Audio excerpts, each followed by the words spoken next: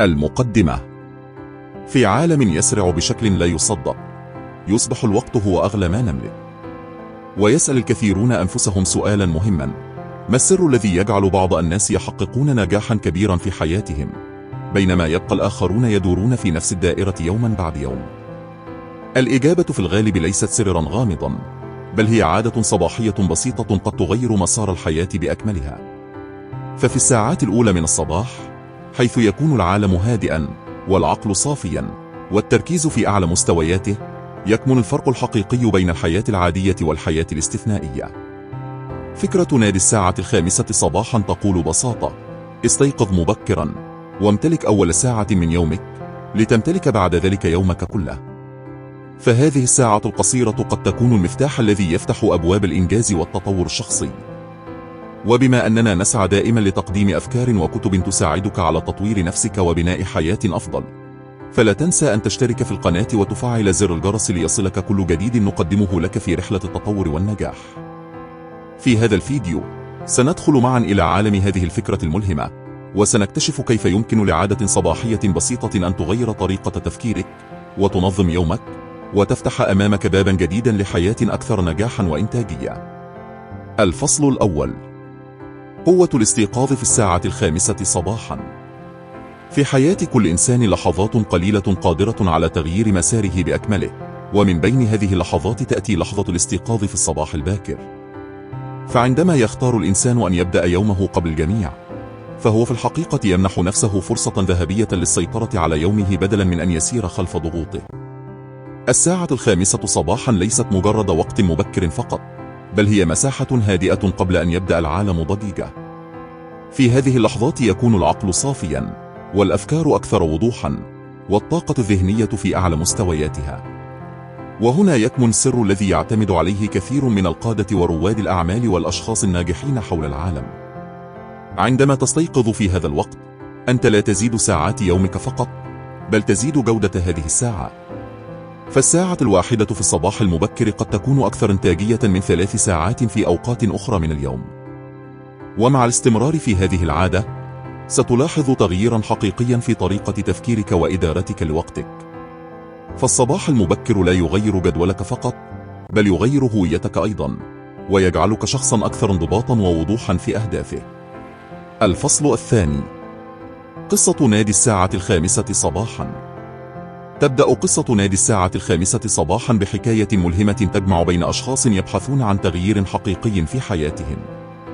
في أحد المؤتمرات التي كان يتحدث فيها مدرب شهير في مجال تطوير الذات، كان هناك شاب يمر بظروف صعبة في حياته، وامرأة رائدة أعمال تشعر بالإرهاق من ضغوط العمل وسرعة الحياة. كان كل منهما يبحث عن إجابة لسؤال واحد: كيف يمكن للإنسان أن يستعيد السيطرة على حياته وأن يبدأ يومه بقوة ووضوح؟ في ذلك اللقاء تعرف على شخص غامض كان يجلس بين الحضور بهدوء، ولكنه كان يحمل فكرة قادرة على تغيير حياة كثير من الناس. هذا الشخص كان عضوا في ما يسمى نادي الساعة 5 صباحا. لم يكن هذا النادي مجرد مجموعة عادية، بل كان فكرة يتبعها أشخاص ناجحون حول العالم. فكرته بسيطة جدا: استيقظ في الساعة 5 صباحا، واستخدم أول ساعة من يومك لتطوير نفسك، بدلا من أن تبدأ يومك في عجلة وفوضى. من هنا تبدأ الرحلة الحقيقية، رحلة تعلم كيف يمكن لعادة صباحية صغيرة أن تحدث تغييرا كبيرا في الطاقة والإنتاجية وجودة الحياة. الفصل الثالث: ساعة النصر. الساعة تشير إلى 5 صباحا. المدينة ما زالت نائمة، والهدوء يملأ المكان كأن العالم منحك لحظة خاصة لا يشاركك فيها أحد. هنا يبدأ الفرق الحقيقي بين من يعيش يومه عشوائيا ومن يصنع يومه بوعي. الاستيقاظ في هذا الوقت ليس مجرد عادة غريبة، بل هو إعلان صريح أنك قررت أن تقود حياتك بدل أن تقودك الظروف. في هذه الساعة العقل صاف، الضوضاء اختفت، والوقت يصبح ملكك بالكامل. ابدأ أول 20 دقيقة بالحركة. دع جسدك يستيقظ قبل عقلك. بعض التمارين الخفيفة، تمارين تمد، أو حتى جرى في المكان. الهدف ليس الإرهاق، بل إشعال الطاقة الكامنة داخلك. بعدها اجلس قليلا مع أفكارك. تنفس ببطء. اسأل نفسك: ماذا أريد من هذا اليوم؟ ما الخطوة الصغيرة التي يمكن أن تقربنا من حلمي؟ هذه اللحظات القصيرة من الهدوء قد تغير طريقة رؤيتك ليومك بالكامل. ثم يأتي وقت التطوير. اقرأ بضع صفحات، اكتب فكرة، تعلم مهارة جديدة. حين يفعل معظم الناس أول خطوة في يومهم، تكون أنك قد تقدمت بالفعل عدة خطوات للأمام. سر الخامسة صباحا بسيط لكنه عميق. حين تستثمر أول ساعة من يومك في نفسك، تبدأ حياتك كلها في التغير. الفصل الرابع: قوة العادة الصغيرة.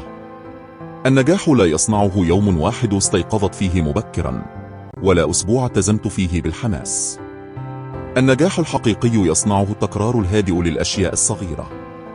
كثير من الناس يبدأون الاستيقاظ في 5 صباحا بحماس كبير، ثم بعد أيام قليلة يعودون إلى عاداتهم القديمة.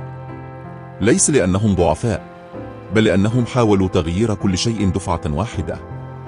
السر الحقيقي في نادي 5 صباحا هو بناء عادة صغيرة، ثم حمايتها يوما بعد يوم. ابدأ بالالتزام بشيء بسيط جدا. استيقظ، اغسل وجهك، تحرك قليلا، ثم اجلس مع نفسك بهدوء. لا تضغط على نفسك لتفعل الكثير. الأهم هو أن تحافظ على الاستمرارية. العقل البشري يحب الروتين، ومع التكرار يتحول الاستيقاظ المبكر من مجهود يحتاج إرادة قوية إلى عادة طبيعية يفعلها جسدك تلقائيا. بعد عدة أسابيع ستلاحظ شيئا غريبا. لن تحتاج إلى منبه قوة، ولن تشعر بالمقاومة القديمة. ستفتح عينيك قبل الفجر، وكأن داخلك يعرف أن هذا الوقت أصبح وقتك الخاص. وهنا تبدأ القوة الحقيقية للعادات. الأشياء الصغيرة التي كررتها كل يوم. صنعت نسخة جديدة منك. الفصل الخامس: الانتصار على العقل الكسول. في اللحظات الأولى بعد استيقاظك في 5 صباحا، سيبدأ عقلك في التفاوض معك. سيهمس لك بصوت هادئ: عد إلى النوم قليلا، 5 دقائق فقط. وهنا تبدأ المعركة الحقيقية. العقل البشري بطبيعته يميل إلى الراحة وتجنب المجهول. لذلك عندما تحاول كسر العادة القديمة والاستيقاظ مبكرا، يشعر عقلك وكأنك تهدده. لكن الحقيقة أن هذا الصوت ليس عدوك، بل هو جزء طبيعي من تكوينك. الفرق بين الأشخاص العاديين وأصحاب الإنجازات الكبيرة هو أنهم لا يستمعون لهذا الصوت طويلا. هم يدركون أن أول 5 دقائق بعد الاستيقاظ هي اللحظة الفاصلة. إذا انتصرت في هذه اللحظة الصغيرة، ستنتصر في اليوم كله. عندما يرن المنبه، لا تفكر كثيرا. انهض فورا. حرك جسدك، افتح النافذة، دع الهواء البارد يلمس وجهك. الحركة تقطع سلسلة الكسل قبل أن تسيطر عليك. بعد دقائق قليلة سيهدأ عقلك، وستشعر بطاقة غريبة بدأت تتحرك بداخلك. كل صباح تنتصر فيه على هذا الصوت الكسول. أنت لا تكسب يوما جديدا فقط، بل تبنى شخصية أقوى. شخصية تستطيع أن تقود حياتها، بدل أن تقودها العادات القديمة. الفصل السادس: ساعة الانتصار. الساعة 5 صباحا ليست مجرد وقت على عقارب الساعة، بل هي بوابة مختلفة تماما عن بقية اليوم. في هذا الوقت يكون العالم هادئا، الضوضاء اختفت، والناس ما زالوا نائمين. وهنا تحديدا تظهر القوة الحقيقية لهذه الساعة. إنها الساعة التي تستطيع فيها أن تعمل على نفسك بدون مقاطعة، بدون رسائل، بدون تشتيت. لهذا يسميها كثير من الناجحين ساعة الانتصار. في هذه الساعة لا تبدأ يومك بالعشوائية، بل بالوعي. تبدأ يومك وأنت من يقود اليوم، وليس اليوم هو من يقودك. يمكنك أن تستغل هذه الساعة في 3 أشياء بسيطة لكنها قوية للغاية.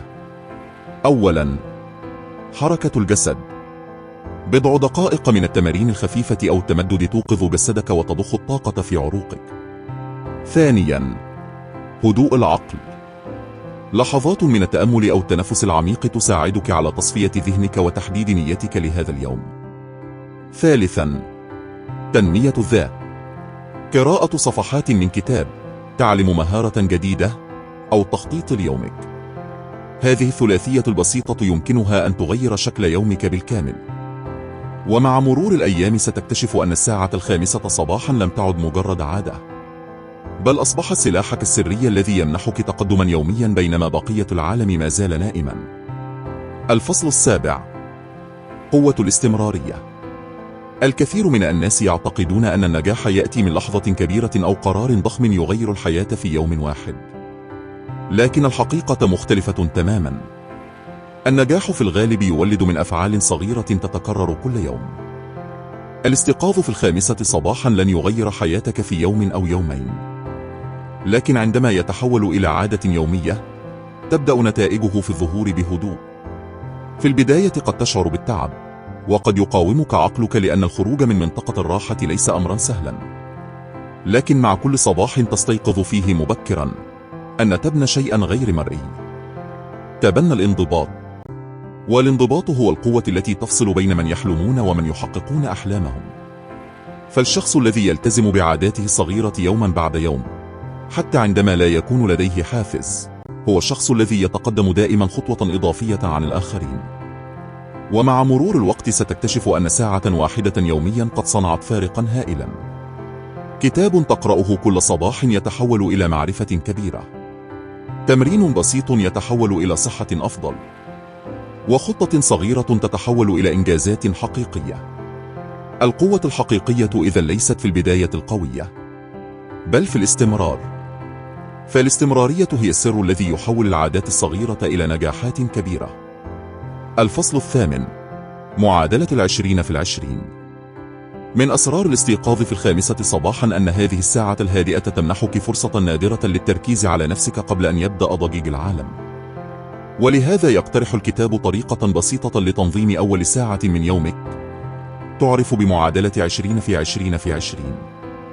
الفكرة تقوم على تقسيم الساعة الأولى من الصباح إلى 3 فترات، كل فترة مدتها 20 دقيقة. 20 دقيقة الأولى مخصصة للحركة. مارس فيها أي نشاط بدن بسيط، تمارين رياضية، جرى خفيف، أو حتى تمارين تمد. هذه الحركة تنشط جسدك وتساعد على إفراز هرمونات تمنحك طاقة وتركيزا لبقية اليوم. 20 دقيقة ثانية مخصصة للتأمل والهدوء الداخلي. اجلس في مكان هادئ، فكر في أهدافك، اكتب أفكارك، أو مارس الامتنان للأشياء الجيدة في حياتك. هذه اللحظات تساعدك على تصفية ذهنك وتوجيه طاقتك نحو ما يهمك حقا. أما 20 دقيقة الأخيرة فهي وقت التعلم والتطور. اقرأ كتابا، استمع لفكرة جديدة، أو تعلم مهارة تفيد مستقبلك. مع مرور الأيام ستلاحظ أن ساعة واحدة فقط كل صباح بدأت تصنع فرقا حقيقيا في حياتك. فبدل أن تبدأ يومك بالتشتت والضغوط، تبدأه بالوعي والطاقة والنمو. وهكذا تتحول الساعة 5 صباحا من مجرد وقت مبكر إلى نقطة انطلاق ليوم استثنائي. الفصل التاسع، بناء العادات الصباحية التي تغير الحياة. العادات الصباحية لا تصنع نجاحك في يوم واحد، بل تتركب خطوة خطوة لتؤسس نظاما يغير حياتك. في نادي الساعة 5 صباحا يكون التركيز على تثبيت روتين صغير بل مؤثر يستمر معك يوما بعد يوم. أول خطوة هي تحديد العادة وجعلها صغيرة وواضحة. عندما تكون العادة منفصلة وسهلة، يقبلها عقلك بسهولة ويتمكن جسمك من تنفيذها بدون مقاومة. ثاني خطوة هي إضفاء جاذبية على العادة. اجعل العادة مرضية لنفسك حتى تشعر بالمتعة أثناء ممارستها، ويصبح الدافع الداخلي أقوى من الإرادة فقط. ثالث خطوة هي الاستمرارية وتتبع التقدم. اجعل لنفسك مؤشرا، سواء بتقويم أو تطبيق، لتلاحظ نموك يوما بعد يوم. كل إنجاز صغير يقوي العادة ويثبت نفسك على طريق التطور. عندما تتركب هذه العادات البسيطة وتتثبت، ستجد يومك أكثر إنتاجية، طاقتك أعلى، وحياتك أقل فوضى. هذه هي القوة الحقيقية لنادي 5 صباحا. تحويل العادات الصغيرة إلى نظام كامل يغير حياتك للأفضل. الفصل 10. كيف تصبح عضوا حقيقيا في نادي 5. الوصول إلى الاستيقاظ المبكر ليس غاية بحد ذاته، بل هو بداية لرحلة أوسع، أن تصبح جزءا من مجتمع يشاركك نفس الالتزام والطموح. نادي 5 صباحا ليس مجرد فكرة فردية، بل هو بيئة تدعم كل عضو فيها على تطوير ذاته وتحقيق أهدافه. لكي تصبح عضوا فعليا، لا يكفي الاستيقاظ مبكرا فقط. عليك أن تلتزم بالروتين اليومي، وتستثمر أول ساعة من يومك في تنمية جسدك وعقلك وروحك. الحركة، التأمل، والتعلم هي الركائز الثلاث التي تجعل وجودك في النادي ذا قيمة حقيقية. كما ينصح بمشاركة تجربتك مع الآخرين، سواء بالكتابة أو التحدث، فهذا يعزز شعورك بالمسؤولية ويحفزك على الاستمرارية. كل يوم تكسب فيه عادة جديدة، كل صفحة تقرأها، وكل دقيقة تقضيها في تطوير نفسك، يضيف لك مكانة أكبر في هذا المجتمع. الهدف الأسمى ليس التنافس مع الآخرين، بل تحسين نفسك يوما بعد يوم. ومع مرور الوقت، ستلاحظ أن حياتك بدأت تتحول بشكل طبيعي، وأصبحت أكثر إنتاجية وانضباطا. وهكذا يصبح نادي 5 صباحا أكثر من مجرد مجموعة من الأشخاص المبكرين. إنه نظام حياة، وأسلوب تفكير، وشعور بالانتماء لدورة مستمرة من النمو والإنجاز. الخاتمة. الرحلة مع نادي 5 صباحا تظهر بوضوح أن النجاح لا يصنع بالصدفة، بل بالعادات الصغيرة اليومية التي تتكرر باستمرار. فكل دقيقة تستثمرها في نفسك، وكل خطوة صغيرة تتخذها في الصباح، تسهم في بناء شخصيتك وتحقيق أهدافك بطريقة لم تكن لتتخيلها. السر الحقيقي ليس الاستيقاظ المبكر فقط، بل الاستمرارية والانضباط، والالتزام بالروتين الذي اخترته لنفسك. فحين تتحول هذه العادات الصباحية إلى جزء من حياتك اليومية، تصبح الطاقة والتركيز والإنتاجية طبيعية لديك، وتكتسب ميزة حقيقية عن الآخرين. ولأننا نحرص دائما على أن تصلك كل الأفكار والاستراتيجيات التي تساعدك على تحسين حياتك، احرص على الاشتراك في القناة وفعل زر الجرس لتكون دائما على اطلاع بكل جديد. بهذه الطريقة ستستمر رحلتك في التطور والنمو دون انقطاع، وستجد نفسك تدريجيا تحقق نتائج مذهلة على صعيد حياتك الشخصية والمهنية. في النهاية، تذكر أن كل صباح مبكر هو فرصة جديدة، وكل عادة صغيرة تبنيها اليوم ستقودك غدا إلى إنجازات أكبر، وحياة أكثر اتزانا وإنتاجية. استثمر وقتك بحكمة، وابدأ كل يوم بطاقة جديدة ونية واضحة، لتصنع حياتك بنفسك، خطوة بخطوة.